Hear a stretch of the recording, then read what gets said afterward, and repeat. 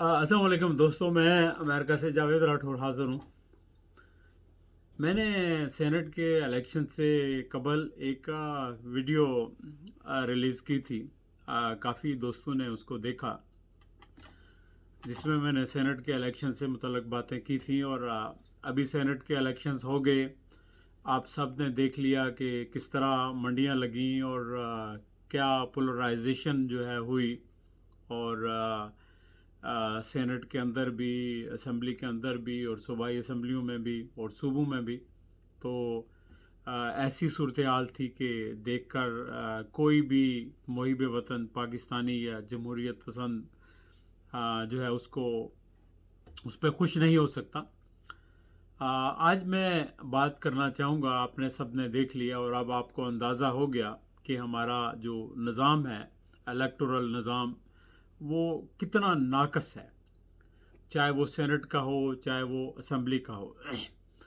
सबसे पहले हमारे निज़ाम में जो ख़राबी है वो ये है कि पॉलिटिकल पार्टीज़ जब आपको एमएनएज़ के लिए टिकट देती हैं तो उनका मायार क्या होता है। नंबर वन, पहला मायार उनका ये है कि जो टिकट लेने वाला है वो कितना ताबेदार है, कितना वो बजा आवरी करेगा उनके अहकामात की। दूसरा, उसके लिए क्वालिफ़िकेशन ये है कि उसके पास कितना पैसा है। तीसरा, कितनी बड़ी बरादरी है। ये चीज़ें देखी जाती हैं, ना तो सलाहियत देखी जाती है, ना अहलियत देखी जाती है, ना कैरेक्टर देखा जाता है। और ज़ाहिर है कि जो लोग पैसे की बुनियाद पर, बरादरी की बुनियाद पर, या वफादारी की बुनियाद पर, या चापलूसी की बुनियाद पर इक़्तिदार में आएंगे, वो अवाम और मुल्क के लिए क्या करेंगे? ऑब्वियसली कुछ भी नहीं कर सकेंगे, क्योंकि जो ज़मीर की बुनियाद पर नहीं आएंगे, जो किरदार की बुनियाद पर नहीं आएंगे, जो अहलियत की बुनियाद पर नहीं आएंगे, वो मुल्क के लिए जाके असम्बली में कुछ कंट्रीब्यूट नहीं कर सकेंगे। और फिर आगे जब सेनेट का इलेक्शन होगा तो ये लोग भी ऐसे ही लोगों को आगे भी मुंतखब करेंगे, जिनको पार्टियां नामजद करेंगी।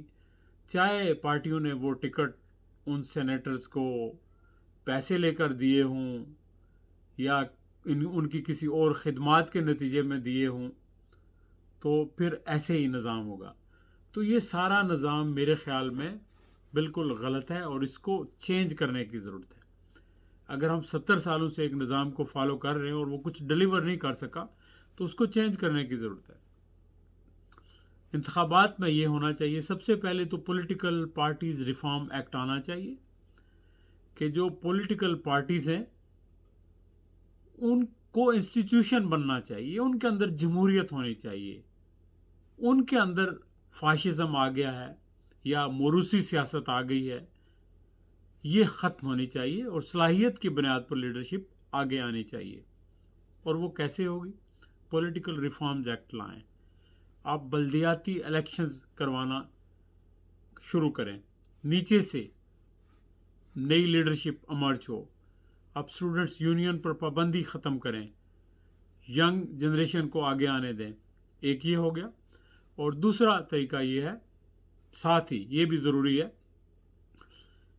कि आप पार्टीज़ के अंदर जो कोई भी इलेक्शन कॉन्टेस्ट करना चाहता है, एक या दो या चार, उनके लिए कह दें कि ठीक है, जिस बंदे ने इलेक्शन लड़ना है वो अपनी पार्टी के 1000 लोगों से सिग्नेचर करवा दे, तो वो प्राइमरी इलेक्शंस हों पार्टीज़ के, तो लोग जिसको ज़्यादा वोट दें वो पार्टी का कैंडिडेट बन जाए। हर पार्टी के अंदर with in parties same time he elections हों, ताकि लोग एक पार्टी के दूसरी को ना वोट दे सकें। वो जिसने देना एक वक्त में दें, और जो पार्टी का कैंडिडेट अवाम की सपोर्ट से आगे आए वो जेन्युइन कैंडिडेट होगा। वो पैसे देकर नहीं आएगा, वो ऊपर से नहीं आएगा, वो ब्रादरीज़म की बुनियाद पर नहीं आएगा, लेकिन एटलीस्ट उसका कुछ ना कुछ सर्कल तो होगा। ये तरीका होना चाहिए एमएनए के इलेक्शंस के लिए, सूबाई असम्बली के इलेक्शंस के लिए। जहाँ तक सेनेट के इलेक्शंस हैं, सेनेट के इलेक्शंस दो मरहलों में होने चाहिए। एक तो ये है कि डायरेक्ट इलेक्शंस करवा दें आप وہ چاہے ڈویژن کی بنیاد پر کرائیں یا جس طرح بھی کروائیں، تو ڈائریکٹ الیکشنز لوگ جو سینیٹر منتخب ہوں وہ عوام سے ووٹ لے کر آئیں، تو ظاہر ہے کہ پورے ضلع سے ایک شخص جو ووٹ لے گا وہی ووٹ لے گا جو کچھ پولیٹیکل کیلیبر رکھتا ہوگا اور اس کے اندر اتنی ایبلٹی ہوگی کہ اتنے زیادہ لوگوں کو وہ اپنے ساتھ چلا سکتا ہے۔ اگرچہ اس میں بھی ظاہر ہے کہ پیسہ انوالو ہو سکتا ہے، لیکن پھر بھی کچھ نہ کچھ تو ایبلٹی ہوگی، خالی پیسے کی بنیاد پر کوئی شخص پورے ضلع سے یا پورے ڈویژن سے نہیں جیت سکتا۔ تو ڈائریکٹ الیکشنز ہوں سینٹ کے لیے، ٹھیک ہے آپ خواتین کے لیے مخصوص نشستیں رکھ دیں، ٹیکنوکریٹس کے لیے مخصوص نشستیں رکھ لیں، اوورسیز کے لیے مخصوص نشستیں رکھ لیں، صوبائی اسمبلیوں میں بھی رکھ لیں، سینٹ میں بھی رکھ لیں، نیشنل اسمبلی میں بھی رکھ لیں، لیکن ڈائریکٹ الیکشنز ہونے چاہیے۔ جو پارٹی لیڈرز کے پاس اتنی زیادہ پاورز ہو گئی ہیں کہ وہی ٹکٹ دیں گے تو کوئی آگے آئے گا، تو اس سے پارٹیز کے اندر ایک انارکی پیدا ہو گئی، ایک فاشزم پیدا ہو گیا ہے، ایک آمریت پیدا ہو گئی ہے جو جمہوریت کو پنپنے نہیں دیتی، اور جب تک جمہوریت صحیح معنوں میں پنپ نہیں سکتی اس وقت تک آپ کا نظام چل نہیں سکتا، ملک میں ترقی نہیں ہو سکتی، ادارے مستحکم نہیں ہو سکتے، پولیٹیکل سٹیبلٹی نہیں آ سکتی۔ جب تک ملک کے اندر پولیٹیکل انسٹیبلٹی رہے گی، سیاسی عدم استحکام رہے گا، تو معاشی عدم استحکام بھی رہے گا، بے روزگاری بھی رہے گی، غربت بھی رہے گی۔ لہٰذا یہ اقدامات کرنے کی فی الفور ضرورت ہے، اور اس وقت جو حکومت ہے وہ انیشیٹو لے اور باقی ساری جماعتوں کے سامنے رکھے۔ اگر وہ سپورٹ نہیں کریں گی تو قوم دیکھے گی نا، وہ ایکسپوز ہوں گے، لیکن حکومت کا کام ہے کہ ایسی لیجسلیشن لے کر آئے، چاہے حکومت کو جانا پڑ جائے کوئی حرج نہیں، ملک کے لیے ملک کا مفاد جو ہے وہ مقدم ہونا چاہیے، اور ایسے انیشیٹوز لینے چاہیے جو ملک کو سٹیبلائز کریں، ملک کی اکانومی کو، ملک کے سسٹم کو، صرف پارٹیز کو نہیں یا پارٹیز کی حکومت کو نہیں۔ تو میرا خیال ہے یہ ساری لیڈرشپ کا فرض ہے کہ وہ اپنی اپنی پارٹی کے مفادات سے باہر نکل کے سوچیں، اپنی سیاست سے باہر نکل کے سوچیں، ملک کے لیے سوچیں اور عوام کے لیے سوچیں۔ اگر عوام خوشحال ہوں گے، ملک مستحکم ہوگا، تو آپ کی سیاست بھی چلے گی اور آپ کی آنے والی نسلوں کی سیاست بھی چلے گی۔ سیاست تو آپ کی نسلوں کی چلے گی، چونکہ جتنے ریسورسز آپ کے پاس ہیں غریب لوگوں کے پاس تو ہیں نہیں ہیں۔ آپ کی نسلیں 500-500 سال تک شاید چلیں، لیکن غریب بیچارہ اس کو 5 وقت کی روٹی مل جائے تو بڑی بات ہے۔ تو لہٰذا آپ نے ہمیشہ زندہ نہیں رہنا، آپ جو کام کریں ملک اور قوم کے لیے کریں اور سوچ سمجھ کر کریں، اپنی انا کو سائڈ پر رکھ لیں۔ میری اسپیشلی وزیر اعظم پاکستان عمران خان سے گزارش ہے کہ جناب آپ ملک کے وزیر اعظم ہیں، آپ انیشیٹو لیں، آپ اپنی انا کو سائڈ پہ کر لیں اور ملک کی خاطر جو کرنا پڑے آپ کو وہ کریں۔